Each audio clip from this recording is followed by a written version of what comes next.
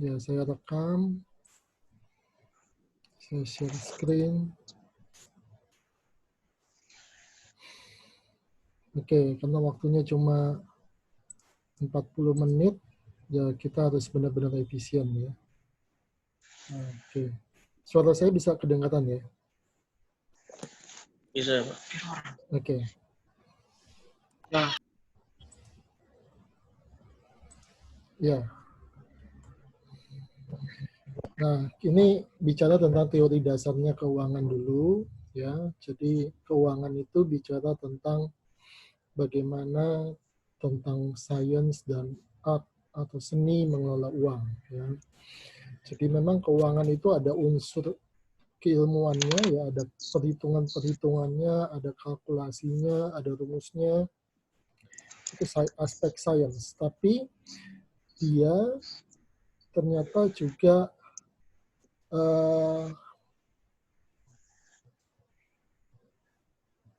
memiliki apa itu aspek art ya, seni gitu ya. Jadi seni untuk mengelola uang gitu ya. Bentar, saya lihat bentar ini. Suara apa itu?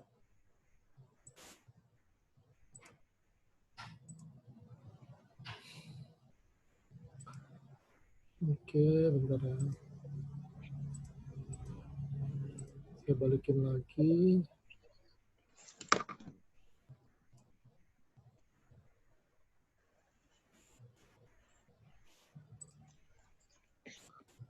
Ya.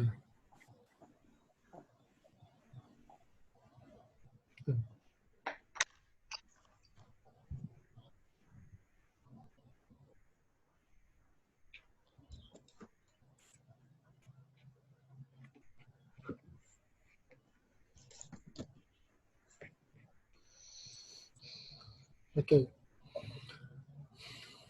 Nah, pada level personal atau keuangan pribadi, keuangan itu dikatakan terkait dengan keputusan individu atau perorangan, bagaimana mereka mengelola pendapatan, bagaimana membelanjakan uang yang diperoleh, berapa banyak yang ditabung, dan berapa banyak yang diinvestasikan. Nah, ini kan yang saya jadikan pengganti apa itu proyek UTS individu kemarin itu ya, personal finance atau keuangan pribadi yang saya tanyakan di dalam UTS gitu ya, yang Anda garap di UTS kemarin.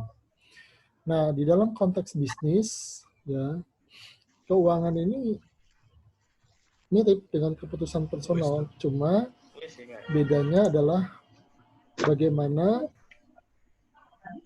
perusahaan itu bisa mendapatkan uang dari investor. Ini bicara soal modal ya, berapa banyak modal yang dia miliki dan berapa banyak uang yang diinvestasikan oleh investor itu ke dalam perusahaan dan kemudian perusahaan itu berinvestasi di bisnisnya gitu ya untuk mendapatkan profit ya. Ini suara apa ya? Tolong di silent ya. Nah, kemudian bagaimana mereka juga atau perusahaan itu juga menginvestasikan profitnya dalam bentuk bisnis atau mendistribusikan profit itu kembali ke investor. Jadi kalau investor menanamkan uangnya tentu dia ingin mendapatkan keuntungan. Kalau enggak, dia menjadi apa? Laba ditahan atau disebut sebagai retain earning. Nah, laba ditahan ini yang nanti untuk melakukan tindakan ekspansi atau perluasan perusahaan. Misalnya perusahaan itu membuat kantor cabang yang baru atau membeli pabrik atau mesin-mesin yang baru atau memperluas pasarnya yang dia miliki. Ya. Nah, di dalam layanan keuangan, ya Anda tahu jasa keuangan ini sekarang sudah menjadi industri yang sangat berkembang pesat, gitu ya. Bahkan mulai menggeser peran sektor manufaktur. Anda lihat kalau di kota-kota besar, secara struktur ekonomi, jasa keuangan itu sekarang mulai porsi kontribusinya terhadap pertumbuhan ekonomi itu mulai menjadi lebih besar dibandingkan sektor manufaktur, sektor produksi gitu ya. Nah, sehingga dia juga memberikan peluang karir khususnya di kota-kota besar. Ya. Nah, apa saja misalnya adalah dalam bentuk jasa keuangan, ya, di mana kita bisa mendesain dan memberikan nasihat tentang produk keuangan kepada individu, bisnis, dan pemerintah. Kalau kepada individu ya berarti kita menjadi semacam penasehat keuangan pribadi, yang mirip mungkin dengan tugas yang kalian lakukan di UTS itu. Tapi tentu saja lebih detail, karena dia nanti akan memberikan nasihat kepada individu. Teman-teman ajar aku ini kelas. Halo, halo, halo. Ya, ya tolong suaranya di silent ya. Nah, dia akan lebih detail untuk individu itu bisa berinvestasi. Jadi dia memberikan advice. Ke bisnis juga gitu, ya. Dia bisa menjadi seseorang itu bisa menjadi konsultan keuangan bagi perusahaan, di mana nanti dia akan bisa memberikan advice kepada perusahaan itu mengenai aksi-aksi yang terkait dengan keuangan yang dilakukan oleh perusahaan. Pemerintah juga gitu, ya, ada staf ahli di dalam pemerintahan itu yang membantu pemerintah untuk mengelola keuangan, baik dalam bentuk APBN, anggaran pendapatan belanja negara untuk pemerintah pusat, maupun APBD, anggaran pendapatan belanja daerah untuk pemerintah kota, kabupaten, dan provinsi. Ya. Dan itu mereka dibayar untuk menjadi penasihat keuangan atau konsultan keuangan itu. Ya. Dan penasihat keuangan, konsultan keuangan yang independen, dia biasanya bukan seperti yang kalian lihat jualan produk gitu ya. Jadi dia independen. Dia menjual jasanya untuk memberikan nasihat keuangan. Jadi dia tidak jual asuransi, tidak jual reksadana, tidak jual produk-produk keuangan yang lain, tapi dia murni memberikan nasihat kepada seorang individu, ya perusahaan atau pemerintah. Nah, sehingga dia memiliki peluang karir seperti perbankan, misalnya perencanaan keuangan pribadi. Ini yang tugas UTS kalian kemarin ya. Kemudian untuk investasi.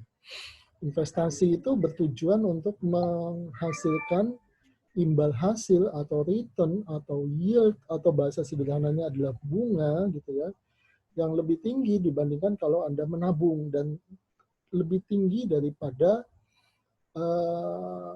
tingkat inflasi. Inflasi tahu ya, kenaikan harga barang. Ya, silakan kalau ada yang ditanyakan. Ya. Kemudian juga pada real estate. Real estate itu properti, rumah, tanah, apartemen, hotel gitu ya. Cuma bedanya kalau real estate ini dia tidak liquid ya. Jual tanah itu tidak bisa besok langsung cair. Itu aset yang tidak liquid. Beda kalau deposito. Deposito bisa dicairkan dalam waktu yang cepat, walaupun mungkin dia kena penalti, tapi pokoknya bisa dicairkan. Emas, terutama emas batangan, itu juga sarana investasi, karena dia bisa dicairkan dengan cepat, dan asuransi. Nah, kalau asuransi pada dasarnya dia adalah menanggung risiko gitu ya. Asuransi ini sebenarnya bukan untuk investasi tujuan utamanya, meskipun dia ada tak mau gitu. suaranya, halo, dengar saya nggak? Dengar suara saya? Oke.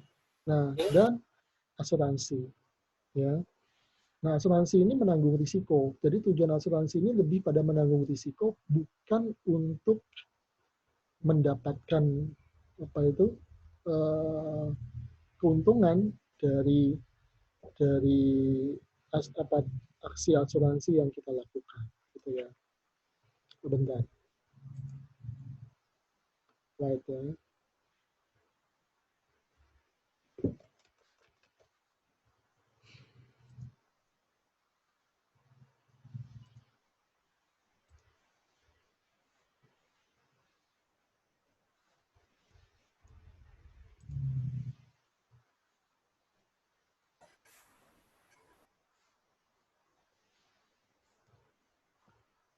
Oke.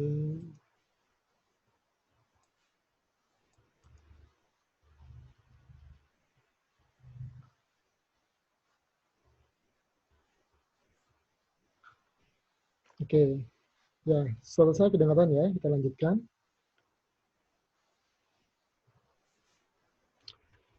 Nah, kemudian juga managerial finance. Ya, managerial finance ini terkait dengan tugas manajer keuangan di dalam sebuah perusahaan.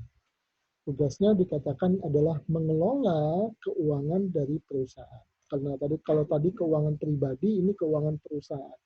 Prinsip kerjanya hampir sama gitu ya, tapi dia beda yang dikelola. Yang satu perusahaan adalah yang satu keuangan pribadi.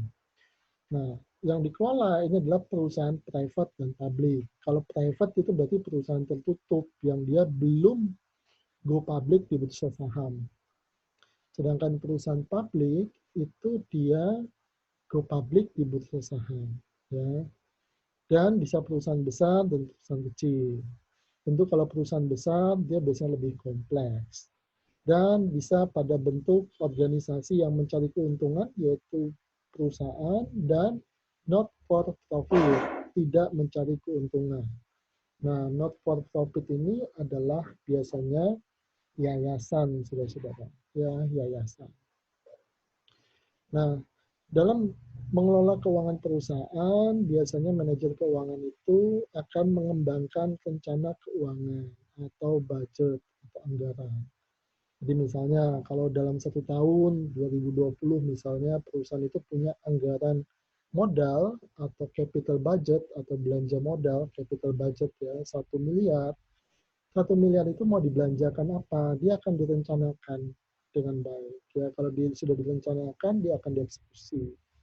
Ya, karena kalau kalau dia asal saja nanti kan dananya bisa habis belum pada waktunya ataupun nanti bisa tidak terpakai, kan sayang gitu ya, tidak terpakai untuk kegiatan produktif dan untuk memperluas kredit kepada konsumen ya, jadi supaya kita bisa menjual kepada konsumen tapi secara kredit. Kemudian untuk mengevaluasi belanja yang sifatnya besar ya, dan kemudian juga untuk mendapatkan dana untuk mendanai operasi perusahaan. Nah, perusahaan itu bisa mendapatkan dana untuk operasi perusahaan itu dari beberapa cara. Misalnya dia dari menjual saham di perusahaan, di bursa, gitu ya, menjual saham perusahaan di bursa, atau menjual obligasi atau surat utang, ya seperti bahkan baik di dalam negeri maupun di luar negeri. Dan itu bisa dilakukan oleh pemerintah juga. Anda tahu pemerintah Indonesia dalam menalangi dana krisis akibat pandemi corona ini kan mengeluarkan global bond, surat utang luar negeri yang berjangka waktu 30 tahun dan 50 tahun, ada yang 10 tahun di pasar uang global di luar negeri. Nah, itu kan untuk kegiatan pendanaan. Ada pertanyaan dulu sampai di sini. Nanti kalau ada diskusi boleh dilanjutkan di ini ya, di grup WA. Silakan ditanyakan di grup WA. Ini kan sesinya hanya 40 menit. Nah, kemudian peluang di dalam managerial finance di perusahaan dikatakan apa? Ketika terjadi krisis keuangan global dan ada pemerintah yang mengatur soal keuangan ini, kemudian juga perusahaan itu menghadapi kompetisi secara global, artinya dia tidak hanya bersaing dengan pesaing dari dalam negeri, tapi juga dengan pesaing di luar negeri. Dan perubahan teknologi yang cepat juga membuat tugas manajer keuangan ini menjadi lebih kompleks. Nah, Anda bisa bayangkan pada saat tiba-tiba kita menghadapi pandemi corona seperti ini, cash flow atau arus kas atau uang tunai yang menjadi darah kehidupan di dalam perusahaan itu tiba-tiba anjlok, tiba-tiba mengalami gangguan. Nah, di situ tentu perusahaan dan kita sebagai manajer keuangan harus berperan lebih banyak gitu ya, mengantisipasi ketidakpastian itu. Jadi dia akan lebih besar perannya di masa depan manajer keuangan itu, karena bagaimanapun bagusnya strategi perusahaan, bagaimanapun bagusnya uh, pemasaran perusahaan, kalau dia tidak ditopang dengan apa itu kekuatan keuangan, arus kas yang memadai dan arus kas yang lancar, tentu operasional perusahaannya akan macet, gitu ya. Nah, itu kan yang kita lihat sekarang ini ya, banyak perusahaan tiba-tiba kehilangan cash flow-nya karena mereka kehilangan penjualan, sehingga di Indonesia ini sampai saat ini sudah tercatat 2 juta lebih orang dirumahkan dan di PHK akibat pandemi corona. Suara saya masih kedengaran ya? Halo? Dengar, Pak. Oke, lanjut. Dengar, Pak. Oke. Nah, kemudian juga meningkatnya globalisasi juga akan meningkatkan kebutuhan untuk ahli keuangan yang bisa mengelola arus kas dalam mata uang yang berbeda. Maksudnya apa? Anda mungkin sering mendengar bahwa wah rupiah melemah terhadap dolar, rupiah menguat terhadap dolar, gitu ya. Nah, itu kan bukan secara negara dia berpengaruh karena mempengaruhi transaksi keuangan negara itu. Tapi kalau perusahaan bisa terpengaruh juga. Kalau apa? Kalau dia mempunyai utang dalam mata uang dolar. Sehingga kalau dia punya utang dalam mata uang dolar itu, ya dia harus mengelola utangnya itu. Ya, misalnya utangnya dalam dolar. Ya. Utang dalam dolar itu punya keistimewaan dibanding utang dalam rupiah. Apa? Bunganya jauh lebih kecil. Ya, utang usaha di bank itu bunganya dalam rupiah bisa di atas 10%, belasan persen. Tapi kalau utang dalam dolar mungkin cuma 2, 3, 4% saja. Jauh lebih kecil beban bunganya. Tapi ada risiko apa? Risiko fluktuasi mata uang, gitu ya. Nah, begitu pula kalau perusahaan itu bergantung bahan bakunya pada luar negeri. Ya, Anda tahu akibat Cina itu mengalami corona, dia mengalami lockdown, bahan baku itu menjadi susah masuk ke Indonesia dan akibatnya apa? Banyak perusahaan kesulitan bahan baku. Ya. Nah, ini juga bicara tentang apa? Kalau terjadi fluktuasi mata uang, perusahaan yang beli bahan baku dari luar negeri, sementara dia jualannya di dalam negeri, berarti dia beli bahan baku dalam dolar, jualannya dalam rupiah. Sekarang kan rupiah juga cenderung melemah, sempat mencapai level 16.000 per dolar itu. Nah, perusahaan itu tentu akan mengalami kesulitan, gitu ya. Perusahaan itu pasti akan mengalami kesulitan. Ya. Ada pertanyaan dulu sampai di sini. Nah, kemudian kita bicara tentang bentuk-bentuk legal organisasi ya. Ada sole proprietorship gitu ya. Sole proprietorship ini adalah bisnis yang dimiliki oleh satu orang dan dioperasikan untuk keuntungan dia sendiri. Ini bahasa sederhananya sole proprietorship ini adalah usaha perorangan. Ya, kalau Anda lihat ada orang jual baju atau jual sembako di toko kelontong, di pasar atau di mana gitu ya, itu biasanya dia ada sole proprietorship atau usaha perorangan. Ya. Nanti keuntungan kelebihannya juga bisa kita bahas kemudian. Kemudian ada partnership. Partnership ini adalah perusahaan yang dimiliki oleh 2 atau lebih orang dan beroperasi tentu saja untuk menghasilkan keuntungan. Jadi dia ada partnernya. Nah, kemudian ada korporasi. Kalau korporasi ini dikatakan entitas yang diciptakan oleh hukum. Jadi dia ada badan hukumnya dan harus disahkan di Kemenkumham, Kementerian Hukum dan HAM, dengan menggunakan jasa notaris. Ada akta pendiriannya, gitu ya, karena dia harus berbadan hukum. Nah, korporasi ini dia memiliki kekuatan hukum seperti individu. Jadi perusahaan itu bisa menuntut, bisa dituntut seperti orang. Jadi perusahaan itu bukan orang, tapi dia bisa menuntut, bisa dituntut di pengadilan. Kenapa? Karena dia memiliki akta hukum, gitu ya, memiliki kekuatan hukum. Dan dia bisa terlibat dalam kontrak. Jadi kontrak itu bisa atas nama perusahaan. Yang tanda tangan mungkin direkturnya, tapi yang bertransaksi adalah atas nama perusahaan. Dan mengakuisisi properti atas namanya sendiri. Misalnya membeli tanah tapi atas nama perusahaan. Ya. Nah, Kemudian juga adalah bentuk-bentuk kepemilikan, ya, bentuk-bentuk kepemilikan di dalam perusahaan. Bentuk-bentuk kepemilikan di dalam perusahaan itu dia punya beberapa hal, ya. Misalnya adalah akses bisnis ke pendanaan. Ini beberapa hal untuk mempertimbangkan bentuk kepemilikan. Kendali atas bisnis, dan kemudian juga pajak yang dibayarkan. Ya. Dan tentu di ujungnya adalah nilai perusahaan. Nah, nilai perusahaan itu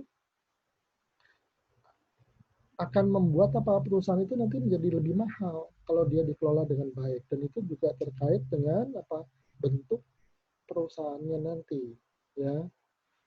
Misalnya perusahaan yang berbentuk PT TBK, dia bisa mendapat akses pendanaan ke bursa saham karena dia sudah go public, jadi dia bisa jual saham. Tapi kalau toko kelontong pribadi tentu dia tidak bisa go public ke bursa saham, ya. Bentar.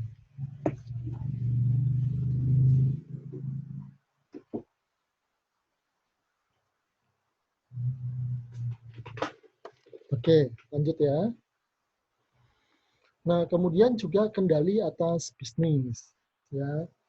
Kendali atas bisnis itu dia siapa yang mengendalikan perusahaan itu. Kalau perusahaan terbuka, pasti pemegang sahamnya itu banyak, gitu ya, pemegang sahamnya banyak. Dan kemudian lebih dari satu orang, ya, tentu saja. Nah, kalau perusahaan pribadi, pemilik perusahaannya tentu cuma satu orang, gitu ya, sehingga pengendaliannya akan lebih tergantung pada satu orang, dan satu orang itu dia bisa mengontrol penuh perusahaan, ya. Kemudian juga pada pajak yang dibayarkan. Kalau pada perusahaan yang TBK, perusahaannya kena pajak, ya. Nanti orangnya juga kena pajak lagi kalau dia dapat keuntungan dari pemilik sahamnya itu, gitu ya. Jadi ada double taxation. Ya, beda kalau usaha pribadi, pajaknya hanya pajak penghasilan dari orang pribadi itu, jadi berbeda, ya. Nah, ada pertanyaan dulu sampai di sini?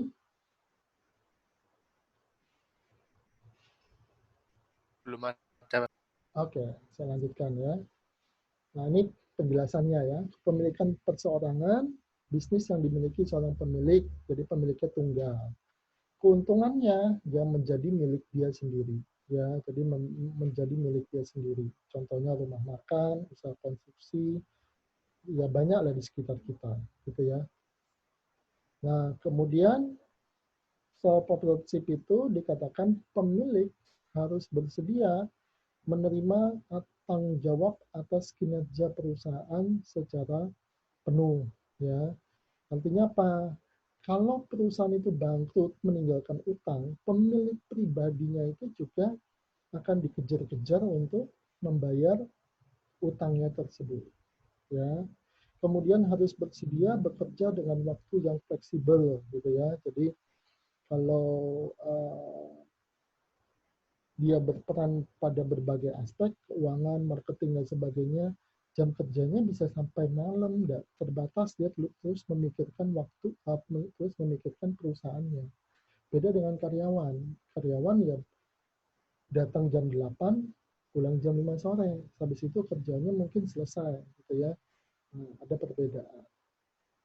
Sehingga pemilik perusahaan pribadi atau sole proprietorship itu dia harus selalu memonitor secara langsung setiap perkembangan perusahaannya, ya. Nah, kemudian banyak pemilik perusahaan yang berhasil karena dia punya latar belakang pernah bekerja di bidangnya. Jadi sebelumnya dia karyawan, tapi memegang bidang tersebut. Habis itu dia usaha sendiri sesuai dengan bidangnya. Misalnya seorang yang dulunya adalah teknisi di bengkel, kemudian dia buka bengkel sendiri, ya. Nah, itu lebih besar kansnya dia lebih berhasil kalau dia membuka usaha karena dia punya latar belakang di situ. Oke. Nah, soal propertship dikatakan juga keuntungannya itu juga diterima oleh pemilik secara tunggal gitu ya. Jadi pemiliknya cuma satu dan ya dia memiliki semua keuntungan ya. Kemudian juga organisasinya mudah, tidak membutuhkan persyaratan khusus untuk membuat entitas hukum secara terpisah ya. Jadi tidak ruwet seperti PT atau persekutuan terbatas. Misalnya ada izin gangguan, TDP. TDP ini tanda daftar perusahaan gitu kan. Izin kegangguan ini izin keramaian. Misalnya kalau perusahaan Anda itu mengundang keramaian atau mengganggu lalu lintas gitu ya. Kendal analisis mengenai dampak lingkungan. Ya. Kemudian pengendalian penuh, seperti saya bilang tadi, ya kontrolnya di tangan Anda sendiri, dan pajak yang lebih rendah. Ini yang saya bilang tadi, pajaknya nggak double-double. Perusahaannya dipajaki, orang pribadinya dipajaki lagi. Kalau PT seperti itu, pemilik sahamnya dapat pembagian keuntungan saham, kena pajak lagi. Perusahaannya kena pajak lagi, gitu ya. Nah, dia nggak seperti itu. Ya. Ada pertanyaan dulu. Nah, kerugiannya, pemilik perusahaan yang tunggal, dia akan menanggung seluruh kerugian. Ya, jadi kalau perusahaannya rugi, ya dia nanggung DW. Bahkan harta pribadinya bisa dikejar-kejar kalau dia punya utang. Karena dia memiliki unlimited liability ya, atau kewajiban yang tidak terbatas. Ya. Kemudian juga dananya juga cenderung terbatas karena modalnya hanya berasal dari satu usaha. Ya, kemudian keahliannya terbatas ya karena dia sendirian gitu ya. Dia enggak modal terbatas, kemudian juga dia nggak ada partner, nggak ada pemegang saham yang lain sehingga keahliannya menjadi terbatas. Karena hanya bergantung pada pemilik ya. Oke, lanjut ya. Kemudian partnership atau persekutuan atau di Indonesia bentuk perusahaannya adalah CV, persekutuan komanditer gitu ya. Bisnis ini dimiliki 2 orang atau lebih yang disebut sebagai partner gitu ya. Di Indonesia disebut sebagai CV, persekutuan komanditer. Di sini pemilik harus melegalkan anggaran dasar perusahaannya dengan akta notaris. Oke. Nah, ini beberapa jenis persekutuan ya. Saya pikir ini enggak terlalu ya, partnership. Skip aja. Oke, nah keuntungan partnership itu apa? Ada tambahan pendanaan dari siapa? Dari partner bisnisnya. Sekaligus pembagian kerugian juga. Misalnya partnernya bertiga. Kalau rugi ya ruginya ditanggung bertiga daripada pendiri. Kemudian juga ada spesialisasi. Spesialisasi ini apa? Ya kalau dia ada 3 partner, ada si A, si B, si C, masing-masing punya keahlian sendiri-sendiri, kan dia bisa fokus pada keahliannya itu untuk mengembangkan perusahaan dan melayani konsumen masing-masing. Ya. Nah, kerugiannya partnership adalah pembagian pengendalian. Nah, berarti apa? Beda dengan sole proprietorship, partnership ini ya kewenangan usahanya ya dibagi antara satu pihak dengan partnernya, antara pemilik satu dengan pemilik yang lain lagi. Ya, kemudian juga kewajibannya tidak terbatas, gitu ya. Nah, ini sama dengan perseorangan. Kalau misalnya perusahaannya bangkrut, ya orang tiga itu yang dikejar-kejar untuk bayar utangnya, bahkan sampai harta pribadinya bisa disita, gitu ya. Kemudian juga ada pembagian keuntungan, ya. Ada pembagian keuntungan. We have 10 minutes again, diingatkan itu. Oke, lanjut ya. Kemudian perseroan terbatas atau PT, ya. PT ini ada badan hukumnya, kemudian pemegang sahamnya ini apa? Terlepas dari entitas hukumnya. Jadi kalau perusahaan itu rugi, bangkrut, yang dikejar hanya aset perusahaannya untuk bayar utang. Kalau Anda pemegang saham di PT atau PT yang terbuka atau PT tertutup, harta pribadi Anda tidak bisa dikejar-kejar. Harta perusahaan adalah harta perusahaan, harta Anda adalah harta Anda sendiri, harta pribadi. Jadi yang bisa dikejar itu kalau perusahaannya bangkrut hanya harta PT-nya itu aja. Makanya Anda lihat perusahaan itu kalau yang dia perusahaan sangat besar punya banyak PT, PT-nya beda-beda sehingga apa? Secara dampak hukum kalau satu perusahaan bangkrut dia tidak akan mempengaruhi perusahaan yang lain karena asetnya berdiri sendiri-sendiri walaupun satu grup, satu pemilik gitu ya. Begitu pula pemilik usahanya juga tidak akan dikejar-kejar gitu ya. Kemudian ada akta pendiriannya, saya sudah cerita tadi harus dicatatkan dalam lembaran berita negara melalui Departemen Hukum dan HAM. Ya. Nah, akta pendiriannya, ya ini seperti akta umumnya ada nama perusahaan, tempat kedudukan, saham yang diterbitkan, operasi perusahaan, dan sebagainya. Halo, halo, halo, ya. Nah, halo, ya. Kemudian juga para pemegang saham memilih dewan direksi yang bertanggung jawab membuat kebijakan umum perusahaan, ya, dan memilih pejabat penting yang ditugaskan untuk mengelola perusahaan sehari-hari. Misalnya direktur utama, ya, itu kalau korporasi PT maupun PT terbuka. Nah, pemegang sahamnya dapat keuntungan dari apa? Dari dividen. Dividen itu bagian keuntungan yang didistribusikan kepada pemegang saham selama waktu tertentu. Ya. Sementara kalau dia tidak dibagikan kepada pemegang saham yang lain, dia menjadi apa? Laba ditahan. Laba ditahan. Ada pertanyaan? Halo? Ya, kemudian, ya, halo, apa? Nggak ada pertanyaan. Oke, lanjut ya. Nah, kemudian, Ya, langsung selain, aja, Pak. oke, selain, Aja, Pak. oke.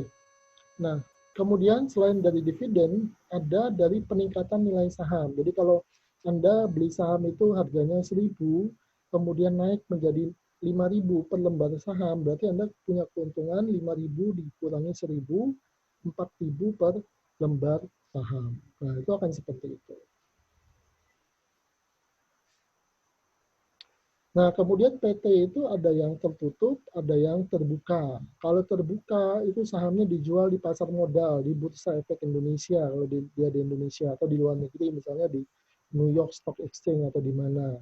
Pemilik saham mendapat keuntungan dari dividen dan capital gain. Dividen itu keuntungan perusahaan yang dibagikan, capital gain itu kalau harga sahamnya naik. Tadi saya bilang, Anda beli saham 1.000, jadi 5.000, Anda untung 4.000 per lembar saham. PT TBK ini biasanya skala usahanya besar, ya makanya dia masuk ke bursa saham karena kebutuhan pendanaannya relatif besar. Ya.